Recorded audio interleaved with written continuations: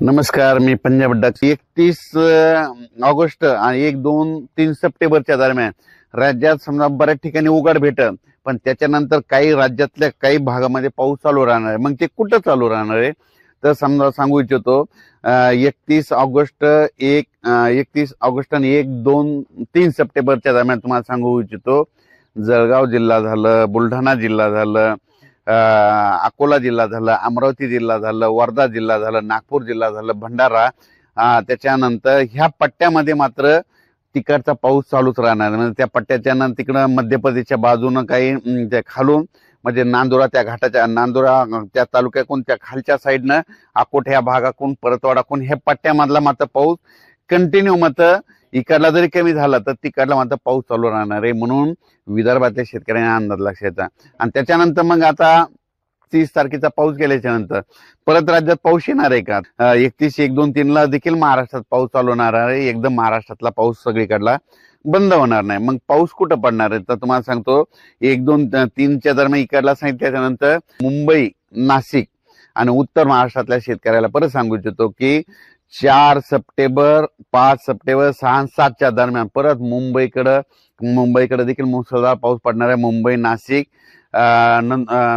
नाशिक, नंदुरबार, धुळे म्हणजे ह्या पट्ट्यामध्ये इगतपुरी त्या पट्ट्यामध्ये काय होणार आहे म्हणजे 4, 5 सप्टेंबरच्या दरम्यान परत मुसळधार पाऊस पडणार आहे. म्हणून त्या मुंबईच्या जनतेने देखील हा अंदाज लक्षात द्यायचा. कारण की राज्यात सांगायचं झालं तर मग 4, 5 सप्टेंबरला देखील तुम्हाला एक सांगतो मग नुसतं मुंबई, नाशिकला पाऊस नाही पडणार तर तुम्हाला सांगतो त्याच्यामध्ये विदर्भात बी पाऊस पडणार आहे. पूर्व विदर्भ आणि पश्चिम विदर्भ. पूर्व विदर्भाचे 6 जिल्हे मग ते कोणते? वर्धा, नागपूर, भंडारा, गोंदिया, चंद्रपूर, यवतमाळ, अमरावती, अकोला, बुलढाणा म्हणजे पूर्व आणि पश्चिम विदर्भ दोन्ही जिल्हे सांगतो. बुलढाणा, त्याच्यानंतर वाशिम म्हणजे ह्या विदर्भात देखील 4, 5, 6, 7 सप्टेंबरच्या खूप जोराचा पाऊस पडणार आहे. म्हणून हा अंदाज लक्षात द्यायचा. त्याच्यानंतर विदर्भ सांगितलं तर मग आता मराठवाड्यात काय परिस्थिती राहील 4, 5, 6 सप्टेंबरला. मराठवाड्यात देखील 4, 5, 6, 7च्या दरम्यान नांदेड जिल्ह्याला खूप पाऊस पडणार आहे, लातूर जिल्ह्याला खूप पडणार आहे, परभणी जिल्ह्याला पडणार आहे, हिंगोली जिल्ह्याला पडणार आहे, धाराशिव जिल्ह्याला पडणार आहे, त्याच्यानंतर धाराशिव जिल्ह्याला पडणार आहे, बीड जिल्ह्याला पडणार आहे, जालना जिल्ह्याला पडणार आहे, संभाजीनगरला पडणार आहे. म्हणून हे मराठवाड्यातल्या शेतकऱ्यांनी 4, 5, 6, 7 तारखेचा देखील अंदाज लक्षात द्यायचा. मग तुम्हाला वेळ मराठवाड्यासाठी कधी आहे तर काय करते 1, 2 म्हणजे 31 ऑगस्ट पासून ते शेतीचे काम करायला वेळ आहे. आता तर शेतात म्हणजे गवत काही काढणं होत नाही तर फक्त सोयाबीन असेल तर त्याच्यातलं तण काही उपटू शकतात, उसाला खतं देऊ शकतात.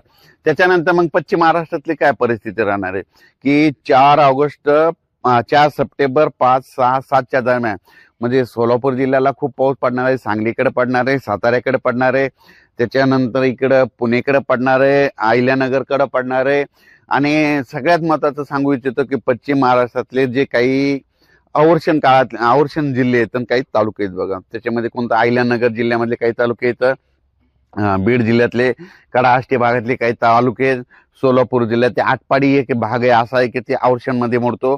तर त्यांच्यासाठी एक आनंदाची बातमी सांगतो की सप्टेंबरचा म्हणजे परतीचा पाऊस मात्र तुम्हाला खूप पडणार आहे. तुमचे वडे नाले वाहणार आहे. कोणात एखादं शेततळे भरायचे राहिले असेल तर ते शेततळे देखील भरून जाणार आहेत. अचानक वातावरण बदल झाला तर उद्या एक लगेच मेसेज दिला जाईल. धन्यवाद.